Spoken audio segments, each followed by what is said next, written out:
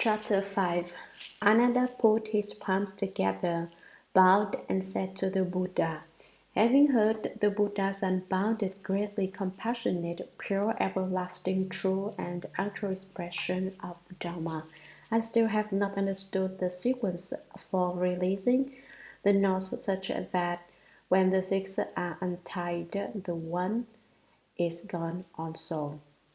I only hope you will be compassionate and once again take pity on this assembly and on those of the future by bestowing the sounds of Dharma on us and wash and rise away our heavy defilements."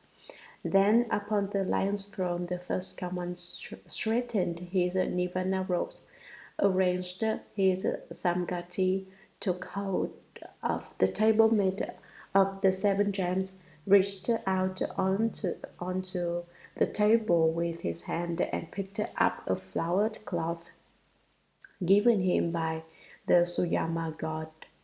Then, as the assembly watched, he tied it into a knot and showed it to Ananda, asking, "What is this called?"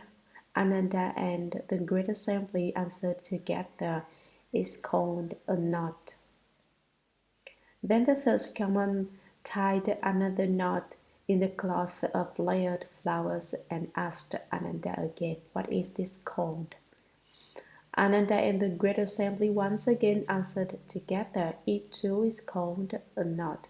He continued in this pattern until he had tied 6 knots in the cloth of layered flowers. As he made each knot, he held it up to Ananda and asked, "What is this called?" And each time Ananda and the great assembly answered the Buddha in the same way, "It is called a knot." The Buddha said to Ananda, "When I first tied the cloth, you called it a knot.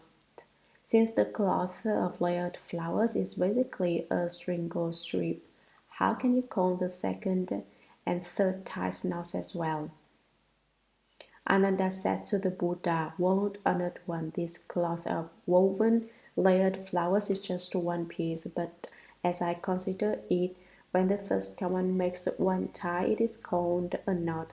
If he were to make 100 ties, they would be called 100 knots. How much the more so with this cloth, which has exactly 6 knots, not 7 or 5.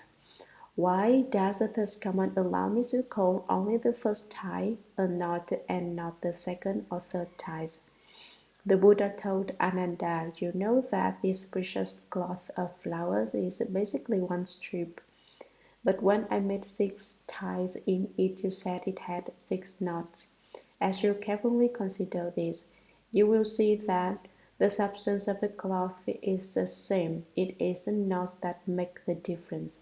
What do you think?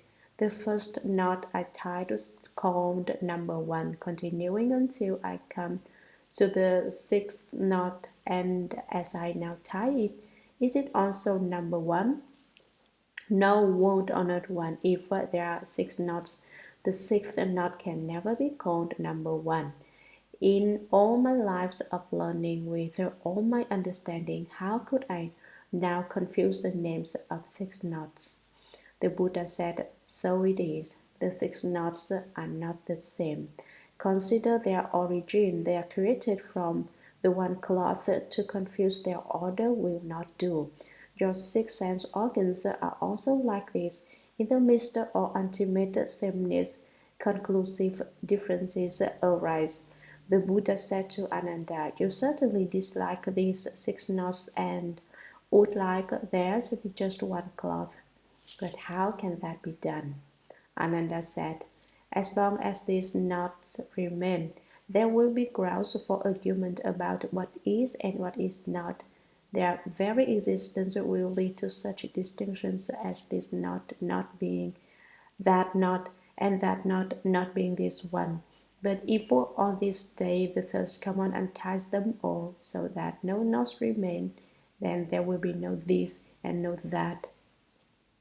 There will not even be something called 1.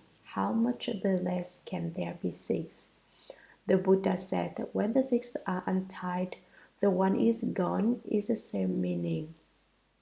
Because from beginningless time your mind and nature have been made wide and rebellious, you have produced false knowledge and views.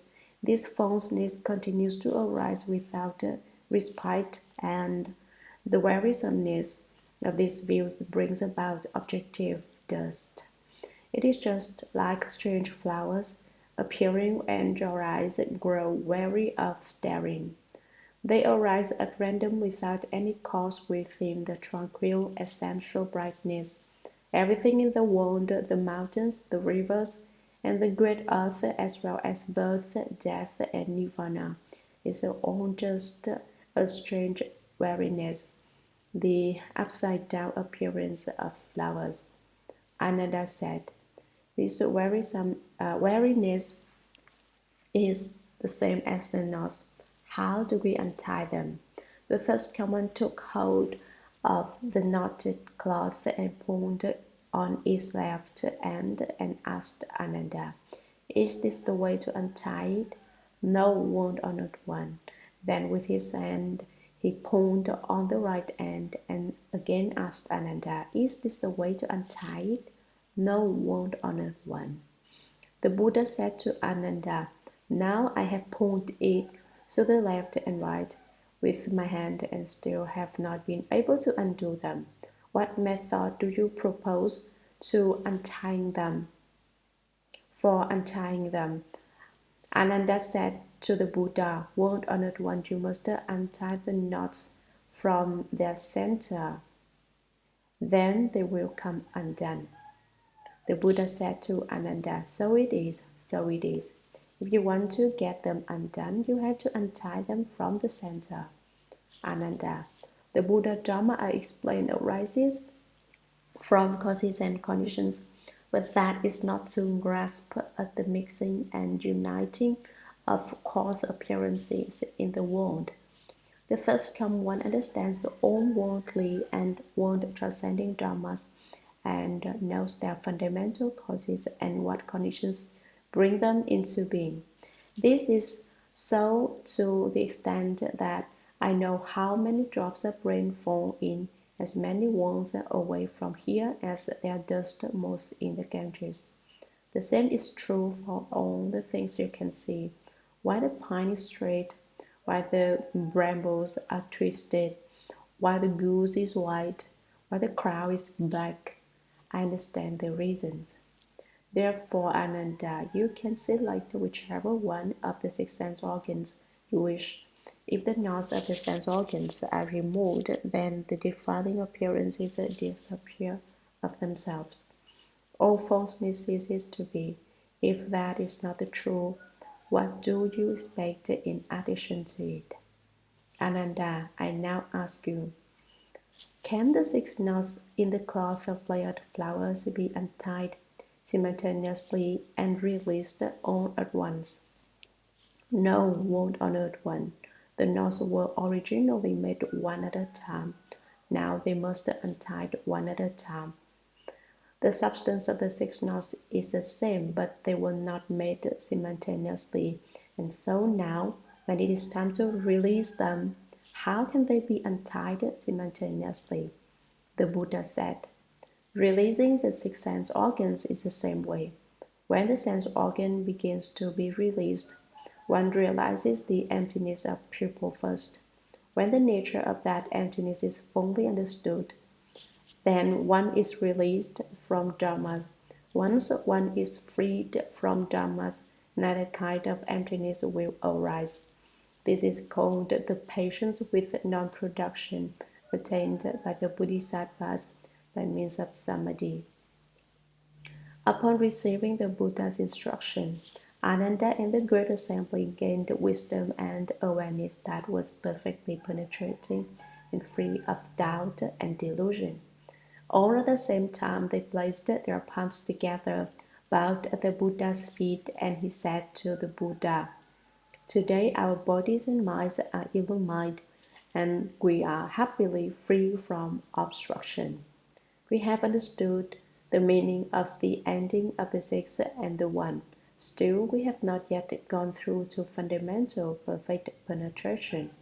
Wound honored one, we who have floated and floundered our way through aeon after aeon, homeless and orphaned, had no idea, we never imagined that we could meet with the Buddha in such a close relationship.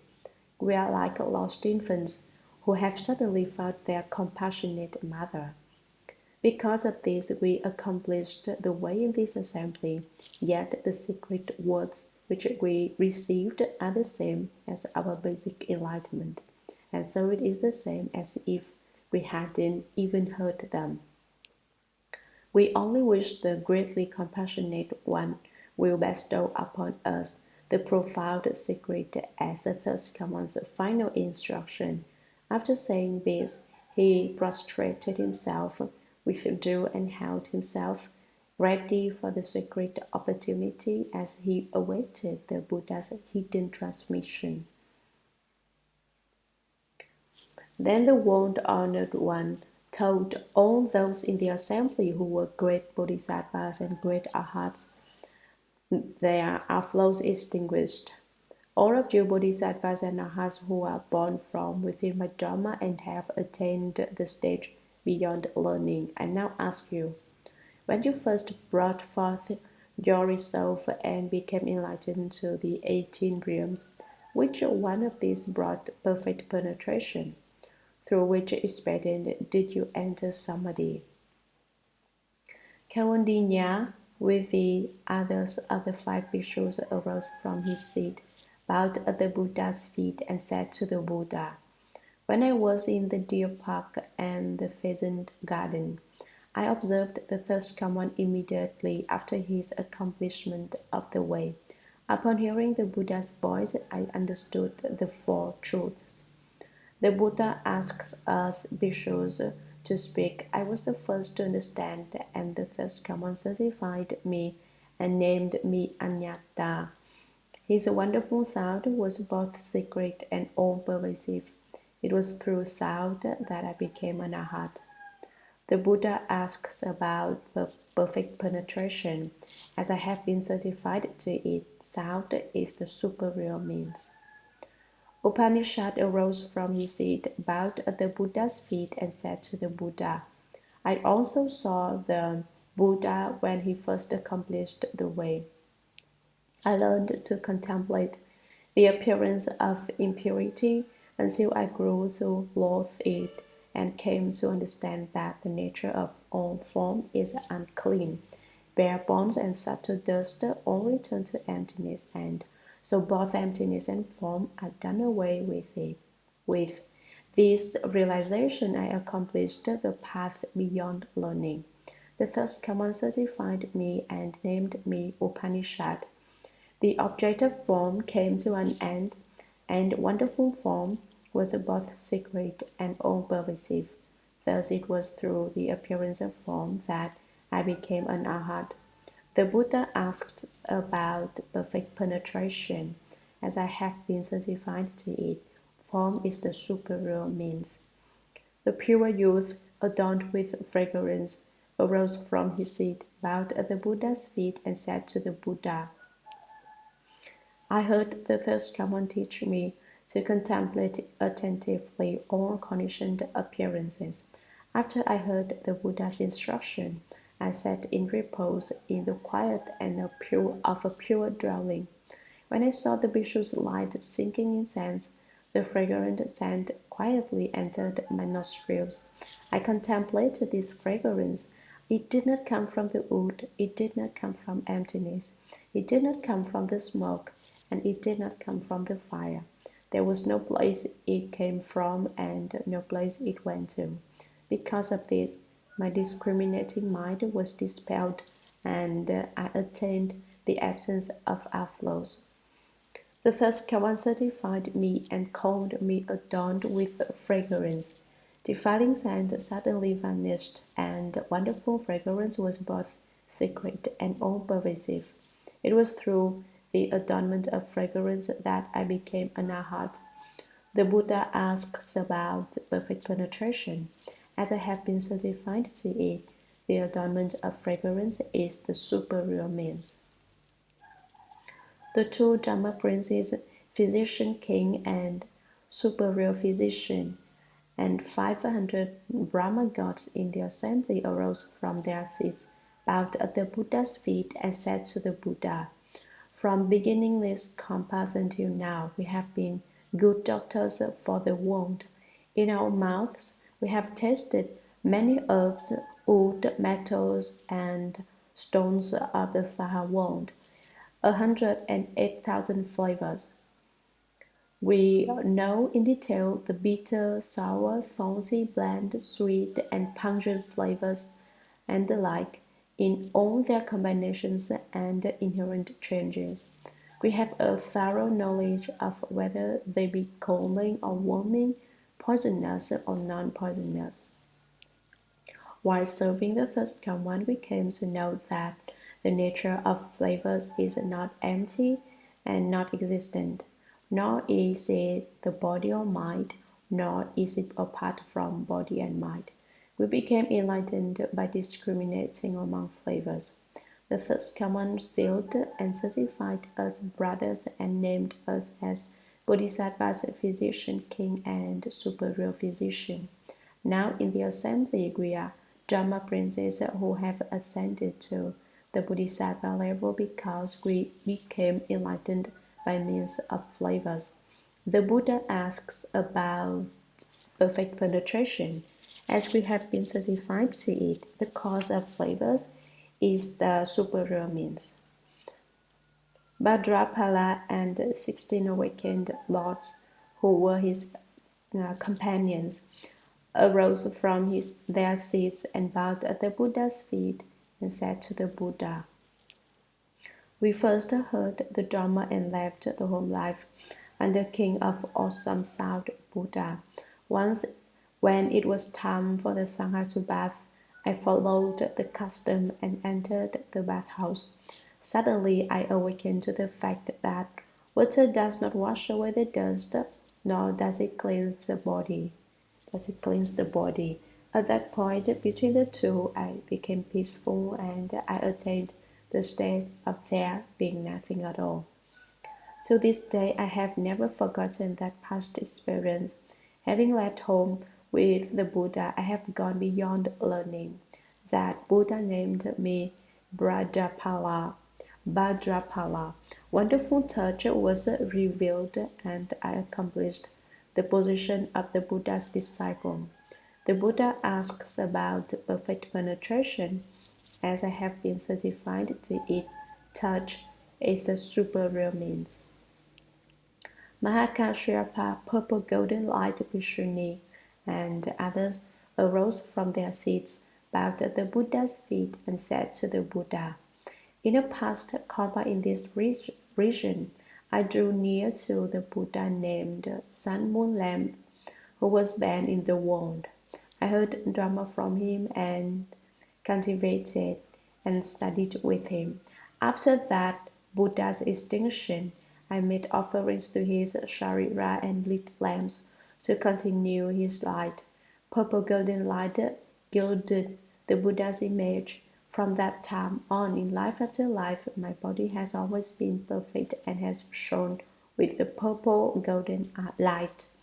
The Bhikshuni, purple golden light, and others make up my retinue, and we all brought forth the resolve for Bodhi at the same time. I contemplated that the world's six sense objects change and decay. They are but empty stillness. Based on this, I cultivated extinction. Now my body and mind can pass through hundreds of thousands of kampas as though they were a finger snap. Based on the emptiness of dharmas, I accomplished arhatship. The world-honored one says that I am foremost in dutta practices. Wonderful Dharma brought me awakening and understanding, and I extinguished all outflows. The Buddha asks about perfect penetration. As I have been certified to it, dharmas are the superior means. Aniruddha arose from his seat, bowed at the Buddha's feet, and said to the Buddha, When I first left home, I was fond of sleeping all the time. The first command scolded me and said I was no better than an animal. Then I heard the Buddha scolding. I wept and upbraided myself. For 7 days I did not sleep, and I lost the sight of both my eyes. The world honored one taught me the Vara Samadhi of the delightful seeing, which illumines and is bright. Although I had no eyes, I could contemplate the 10 directions with true and penetrating clarity, just as if I were looking at a piece of fruit in the palm of my hand. The first command certified me as having attained arhatship. The Buddha asks about perfect penetration, as I have been certified to it. Returning the seeing back to its source is the foremost method. Shudrapanthaka arose from his seat, bowed at the Buddha's feet, and said to the Buddha, I am deficient in the ability to memorize and do not have much innate intelligence. When I first met the Buddha, I heard the Dhamma and left the home life. But when I tried to remember one line of a verse by the first command, I went through 100 days remembering the first part and forgetting the last, or remembering the last and forgetting the first. The Buddha took pity on my stupidity and taught me to relax and regulate my breath. I contemplated my breath thoroughly to the subtle point in which arising, dwelling, change, and extinction happen in every jhana. My mind suddenly attained vast non-obstruction until my outflows were extinguished, and I accomplished arhatship. Beneath the Buddha's seat, I was sealed and certified as being beyond learning. The Buddha asks about perfect penetration, as I have been certified to it. Turning the breath back to emptiness is the foremost method.